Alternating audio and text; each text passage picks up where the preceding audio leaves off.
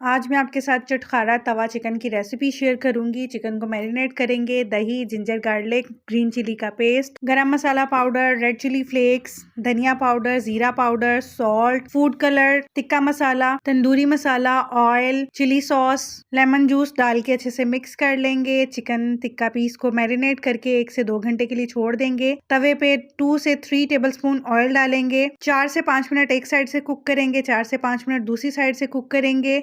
जब अच्छा सा कलर आ जाएगा तो बची हुई मैरिनेशन डाल के इसको ढाँप के 10 से 12 मिनट तक कुक कर लेंगे। चिकन फुल कुक हो जाएगा तो कुछ वेजिटेबल्स ऐड करेंगे। Onion, capsicum, carrot, green chillies, lemon के स्लाइसेस डाले हैं और इनको भी स्पाइसेस के साथ थोड़ा सा मिक्स कर लेंगे ताकि स्पाइसेस वेजिटेबल्स को कोट कर लें। लास्ट में कोयले का धुआं देंगे, 2 से 3 मिनट दम लगाएंगे। अगर डिटेल वीडियो आपको चेक करनी है तो मेरे यूट्यूब चैनल पे मौजूद है, आप वहां से विजिट करके चेक कर सकते हैं।